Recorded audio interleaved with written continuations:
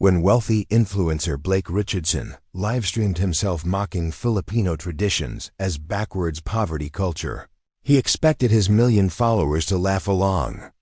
What happened when a typhoon stranded him with the very family he'd ridiculed?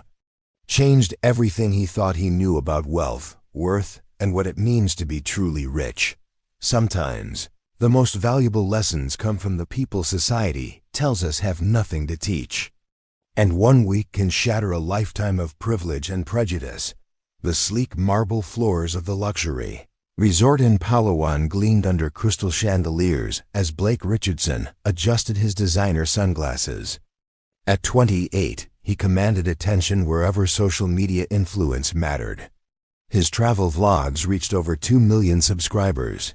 His lifestyle posts generated six-figure sponsorship deals, and his sharp tongue had built an empire on controversy. Tonight's content would be perfect for his brand, exposing the real Philippines behind the tourist marketing, showing his sophisticated audience how primitive these island communities really were. Blake had built his following on superiority. "Let's see what passes for culture in the middle of nowhere," he'd announced to his livestream that morning, his phone capturing the modest fishing village visible from his resort balcony. Spoiler alert, it's exactly what you'd expect from people who never left the Stone Age. The comments had exploded with both outrage and agreement from his polarized audience, exactly as he'd planned.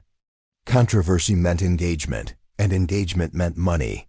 "Mr. Richardson," came a gentle voice behind him. He turned to see a young woman in simple resort staff clothing, a clean white polo and navy slacks that had seen better days. Her name, tag read Rosa de la Cruz, guest relations.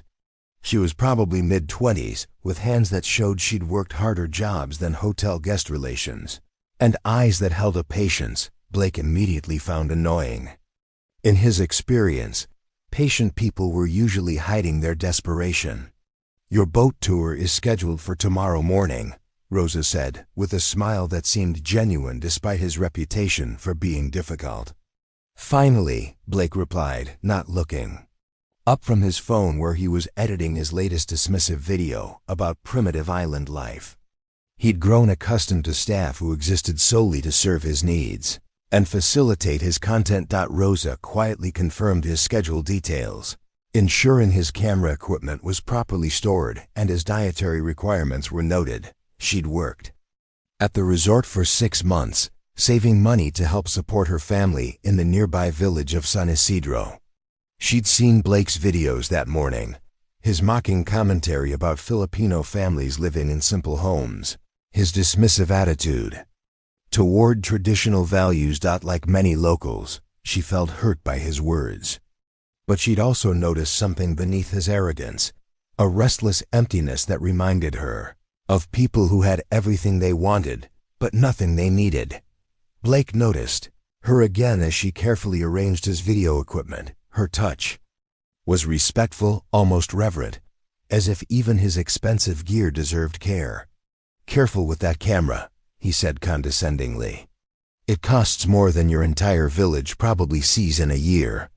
Rosa looked up, her smile never wavering despite the sting of his words. "Yes, sir. I understand how important your work is to you," Blake smirked. The typical subservient response he expected from people desperate to keep their jobs. "Do you? I doubt someone like you could possibly understand the complexity of building a global brand." "Perhaps not," Rosa replied quietly, continuing her careful work. "But I understand that your voice reaches many people. That's a great responsibility."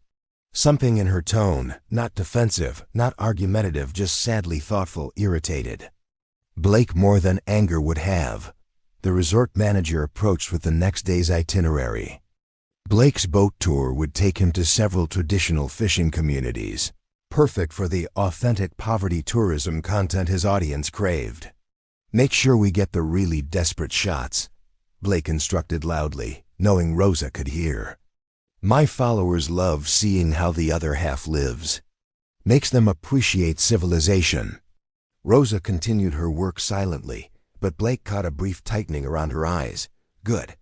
These people needed to understand their place in the world's hierarchy, but as Rosa finished her tasks and prepared to leave, neither she nor Blake could have imagined how the next 48 hours would challenge everything he thought he knew about civilization, poverty, and what it truly means to have a rich life. Sometimes nature has ways of teaching lessons that money can't buy. And tomorrow it was about to strip away all of Blake's assumptions along with everything else he thought made him superior. The morning dawned with deceptive beauty, crystal clear skies and calm waters that promised perfect weather for Blake's village mocking tour. His boat captain, an experienced local named Mang Eduardo, expressed some concern about weather reports, but Blake dismissed his worries. "These people are afraid of their own shadows," Blake told his livestream as they departed. "Probably trying to get extra money for hazard pay. Watch me show you what real adventure looks like." The first village they visited provided exactly the content Blake wanted. Simple bamboo houses on stilts, children playing with homemade toys, families sharing meals from communal pots. To Blake, it was proof of everything he'd been saying about backward culture. "Look at this," he narrated to his camera, zooming in on a family of 6 sharing what appeared to be a simple meal of rice and fish. No privacy, no individual achievement, no progress. This is what happens when cultures refuse to evolve. What Blake couldn't see through his lens was the father who had given up his portion so his children could have seconds, the mother who had walked 2 kilometers to trade vegetables for the fish they were sharing, or the grandfather whose weathered hands had built their sturdy home to withstand decades of typhoons. From her position, helping with the boat's supplies, Rosa watched Blake's performance with growing sadness. Not anger, she'd moved beyond that, but genuine sorrow for someone so blind to the beauty right in front of him. "Mr. Richardson," Mang Eduardo called out as they prepared to visit the next village, "the weather is changing quickly. We should head back." Blake looked at the sky, noting some clouds but nothing that looked threatening to his untrained eye. "We have content to create. These people worry about everything." But Mang Eduardo's concerns proved prophetic. Within an hour, the wind had picked up dramatically, and what had been a calm sea became choppy and dangerous. The weather radio crackled with urgent typhoon warnings. A storm system had intensified unexpectedly and was moving directly toward their area. "We need to find shelter immediately," Mang Eduardo announced, his usual calm replaced by genuine urgency. "The nearest safe harbor is San Isidro village." "That's perfect," Blake exclaimed, still thinking about content. "Storm footage always goes viral. This is exactly what my audience wants to see." But as their boat fought increasingly violent waves toward the small fishing village of San Isidro, Blake's excitement began turning to genuine fear. This wasn't the controlled adventure he was used to. This was raw, dangerous nature that didn't care about his follower count or his expensive equipment. By the time they reached the village's small dock, the storm was in full fury. Rain lashed sideways, wind howled through the palm trees, and even experienced fishermen were securing their boats and seeking shelter. "My equipment!" Blake shouted as Rosa and Mang Eduardo helped him from the boat. His waterproof cases were secure, but his designer clothes were soaked. His perfectly styled hair was plastered to his head, and for the first time in years, he looked exactly like what he was, a scared, unprepared tourist. "This way," Rosa called over the wind, leading them toward a cluster of simple homes built on sturdy stilts. "My family's house can shelter us." Blake wanted to protest, to demand they take him to whatever passed for a hotel in this village, but the storm gave him no choice. Stumbling through the rain, he followed Rosa to a modest bamboo and wood house that somehow looked incredibly welcoming despite its simplicity. "Nane, tate," Rosa called as they climbed the wooden steps. "We have guests who need shelter from the storm." The door opened to reveal a woman in her 50s, her face immediately brightening despite the crisis. "Rosa, come in, bring your friends." Before Blake could object to being called Rosa's friend, he found himself inside the small but immaculately clean home of the Dela Cruz family. The main room served as kitchen, dining, and living area, with religious pictures and family photos covering every available wall space.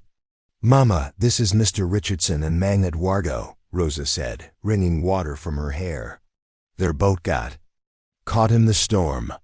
Mrs. Dela Cruz, Rosa's mother, immediately shifted into hospitality mode despite the chaos outside. "Hey, you're soaked. Rosa, get them dry clothes.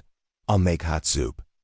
"I don't need," Blake began, but Mrs. Dela Cruz was already bustling around her simple kitchen, pulling ingredients from carefully organized shelves.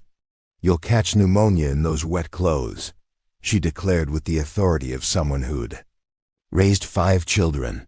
"My husband's clothes should fit you." Blake looked around the small space, taking in details his influencer brain automatically cataloged. The bamboo furniture that was obviously handmade, the single electric fan, the modest kitchen with basic appliances, the sleeping mats rolled neatly in the corner. This was exactly the kind of primitive living situation he'd been mocking just hours earlier. Now he was trapped in it, dependent on the very people he'd dismissed as backwards and irrelevant. Rosa reappeared with dry clothes, simple cotton pants and a t-shirt that smelled of sunshine and laundry soap. "The bathroom is just through there," she said kindly, pointing to a small but clean space with a bucket shower dot. As Blake changed clothes, he caught sight of himself in this small mirror. Without his designer gear, his professional styling, his expensive accessories, he looked ordinary, just another person seeking shelter from a storm. When he emerged, he found the family gathered around a low table, making room for the unexpected guests. Rosa's father had returned from securing the neighborhood's boats. Her teenage brother was helping serve bowls of hot soup, and her younger sister was carefully setting out mismatched but spotless dishes. Sit, Mr. Dela Cruz insisted, gesturing to a cushion beside him. "Storm like this, we all take care of each other."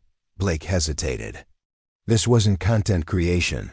This was real life, with real people who had no idea who he was or how many followers he had. For the first time in years, his social media influence meant absolutely nothing. "The soup is just simple ingredients," Mrs. Dela Cruz apologized as she served him a generous bowl. "Vegetables from our garden, a little fish, rice. But it's hot, and will warm you up." Blake looked down at the simple meal and realized he was genuinely hungry. More than hungry, he was shaken, cold, and unexpectedly grateful for the warmth of both the food and the family's immediate acceptance of a stranger. The soup was delicious. Not fancy, not Instagram-worthy, but made with care and shared with love. As he ate, Blake listened to the family's conversation, checking on elderly neighbors, planning repairs for storm damage, coordinating help for families with small children. "Mr. Richardson," Rosa's father said, "Rosa tells us you make videos about travel. You must see many interesting places." Blake nodded, unsure how to explain that he'd spent the morning mocking places exactly like this one.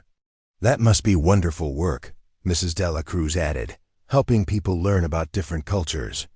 The innocent assumption that his work was about learning and sharing rather than judging and mocking hit Blake like a physical blow dot as the storm raged outside and the family continued their gentle conversation. Blake found himself in the strangest situation of his adult life, surrounded by the very people he'd dismissed, dependent on their kindness, and beginning to see his own behavior through their gracious, unknowing eyes. The storm raged for 3 days. 3 days that would completely transform Blake's understanding of wealth, poverty, and what it meant to be truly rich. On the first night, as rain hammered the sturdy bamboo walls and wind howled around the house, Blake experienced something he'd never felt before: genuine gratitude for simple shelter. His expensive resort room meant nothing when nature showed its power. What mattered was being dry, safe, and surrounded by people who cared enough to help a stranger. "You're very quiet, Mr. Blake," Rosa's younger sister Lily observed as they sat around the low table sharing dinner by lamplight. The power had gone out early in the storm, but the family had seamlessly adapted with candles and oil lamps. Blake realized he hadn't posted to social media in hours, the longest silence in his influencer career. His phone was charging from a small solar battery, but more importantly, he hadn't felt the usual compulsion to document and judge everything around him.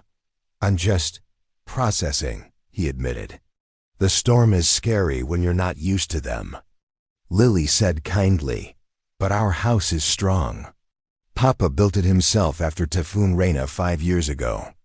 He learned from the old houses that survived and made ours even better." Blake looked around the simple structure with new eyes. What he'd initially seen as primitive construction was actually sophisticated engineering. Bamboo that bent without breaking, stilts that lifted them above flood waters, windows positioned to create cooling airflow, a roof designed to shed wind and rain. "Your father is an engineer?" Blake asked. Mr. De La Cruz laughed modestly. "Just a fisherman who pays attention. My father taught me. His father taught him. You learn what works by watching what survives."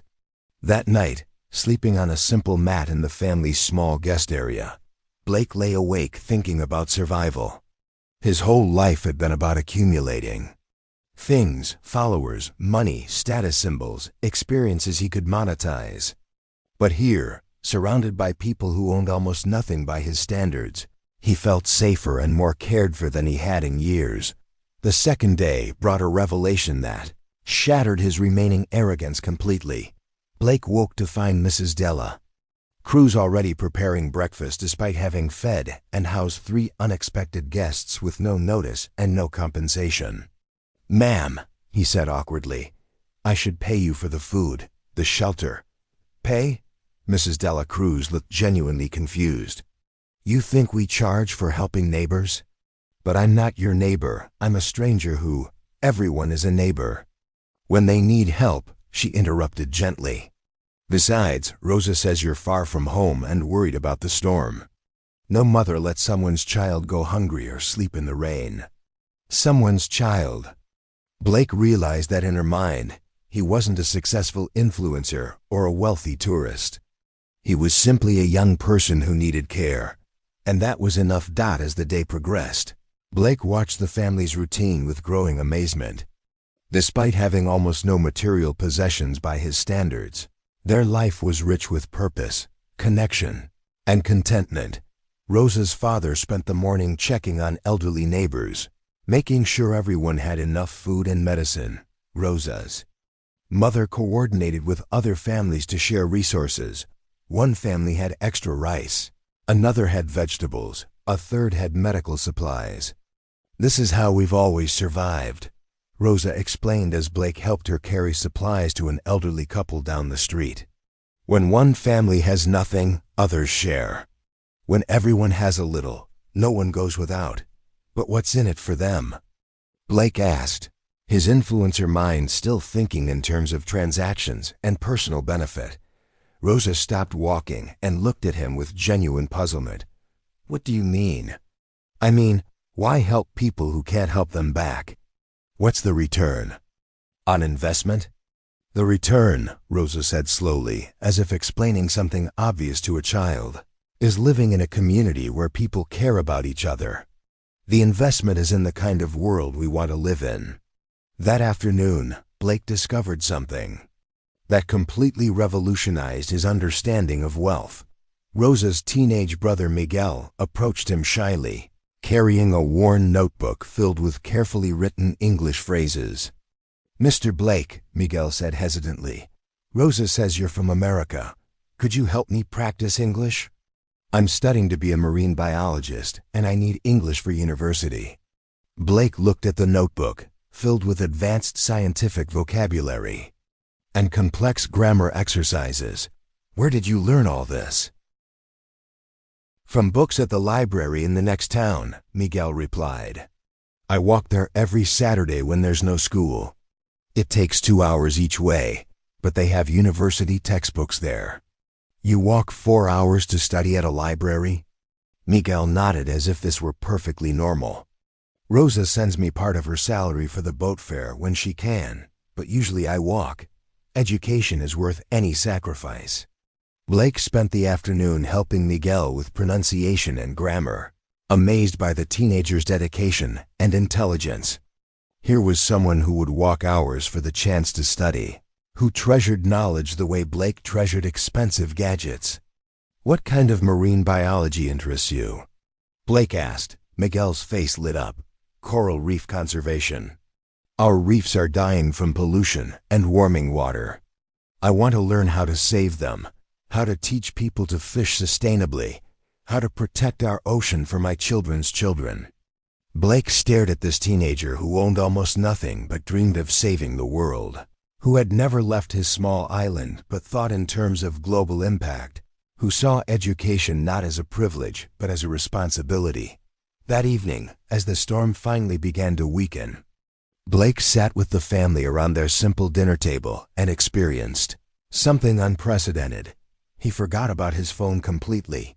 Instead of documenting the experience for social media, he found himself fully present in conversations about Miguel's dreams, Rosa's plans to save money for nursing school, Mr. Dela Cruz's concerns about changing weather patterns affecting fishing, Mrs. Dela Cruz's pride in her children's achievements. "You've been very quiet today," Rosa observed. "Are you feeling all right?" Blake looked around the table at faces that had become dear to him in just 2 days. "I'm fine. I'm just learning."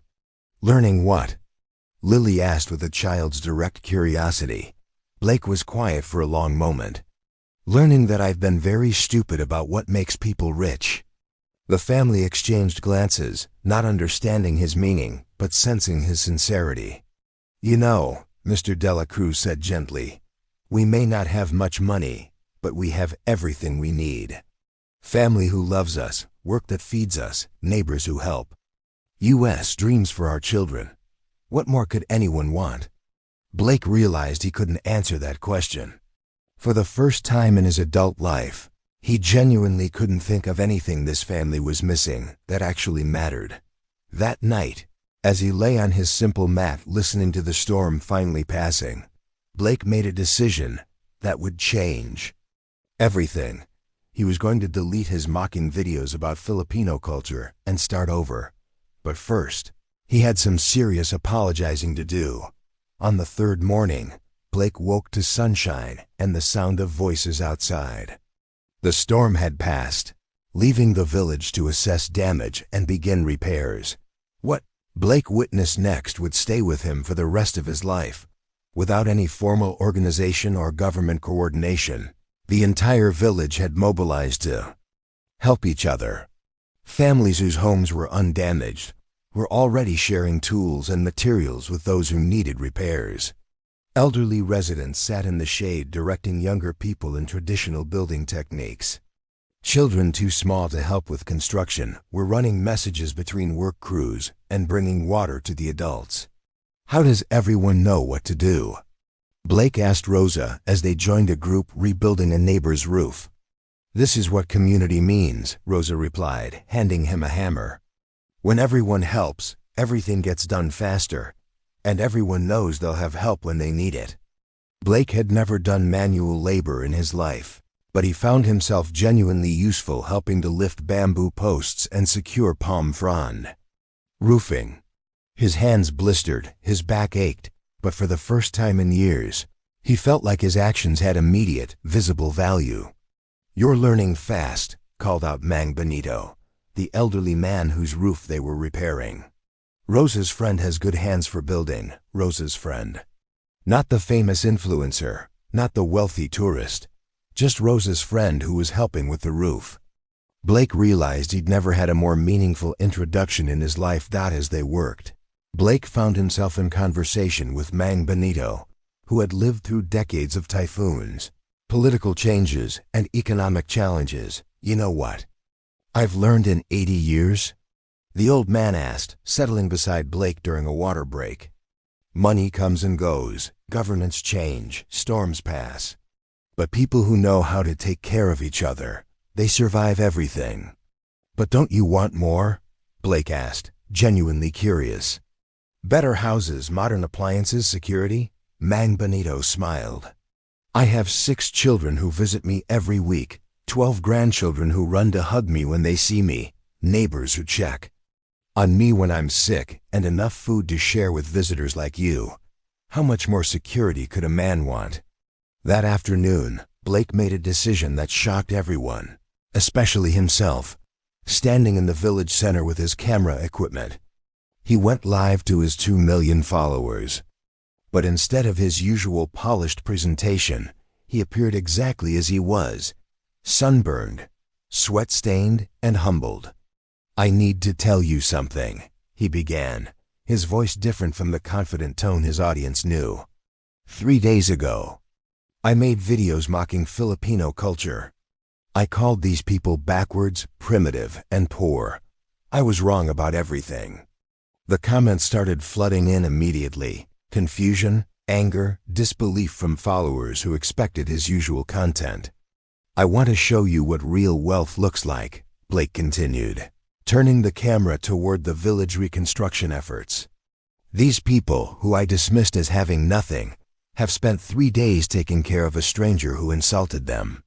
They've shared their food, their home, their labor, and their kindness with someone who didn't deserve it. He pointed the camera toward Miguel, who was carefully teaching younger children how to weave palm fronds for roofing. This is Miguel. He walks 4 hours every Saturday to study at a library because he wants to save coral reefs. He has dreams bigger than most people, with unlimited resources and dedication that shames everyone who's ever complained about having to drive across town for education. The camera moved to Mrs. De La Cruz, who's organizing food distribution for the work crews. This is Nene De La Cruz. She's fed and sheltered 3 strangers for 3 days, refusing any payment, because in her mind, helping people isn't a transaction, it's just what you do. Blake turned the camera back to himself. I built my career on judging people who are better than me in every way that matters. These people have taught me the difference between having money and being rich, between being successful and being valuable, between having followers and having family. The live viewer count was climbing rapidly as his dramatic change spread through social media, but Blake barely noticed. I'm deleting my previous videos about Filipino culture because they were lies told by someone too arrogant to see the truth. If you're watching this expecting the usual content where I mock people who are different from us, you're going to be disappointed. But if you want to learn about real community, real generosity, and real strength, stay tuned. Blake spent the next hour showing his audience the village reconstruction, interviewing families about their storm survival strategies, and highlighting the sophisticated social systems that kept their community strong. The response was explosive. His comments section filled with viewers demanding he return to his normal content, others praising his honesty, and thousands asking questions about Filipino culture and community resilience. But Blake wasn't reading comments anymore. He was too busy learning from Miguel about sustainable fishing techniques, helping Mrs. De La Cruz organize medical supplies for elderly residents, and listening to Mr. De La Cruz explain how traditional building methods could teach modern architects about hurricane resistance. That evening, over what Blake now knew would be his last dinner with the family, he found himself reluctant to leave. "You're very different from when you arrived," Rosa observed gently. "Better or worse?" Blake asked. "More real," Rosa replied. "More like someone I'd want to be friends with." The simple statement meant more to Blake than any viral video or sponsorship deal ever had. "I owe you an apology," Blake said to the family. "All of you. I came here thinking I was better than you, and you responded by showing me what better actually looks like." "You don't owe us anything," Mr. De La Cruz replied. "But if you learn something that helps you be happier, that makes you happy too." Mrs. Dela Cruz pressed a small package into Blake's hands. Dried mangoes from our tree. So you remember the sweetness here when you're far away. Blake felt tears he hadn't allowed himself since childhood. 6 months later, Blake stood on the same village dock, but everything had changed. His social media presence had evolved completely. Instead of mocking cultural differences, he now highlighted community resilience and traditional wisdom. Tonight, he was returning not as a critic seeking content, but as a friend bringing resources, earned through his new approach to influence. Behind him stood representatives from environmental organizations, sustainable development groups, and educational foundations who had been moved by his authentic portrayal of Filipino community strength. Blake! Miguel called out, running down the dock.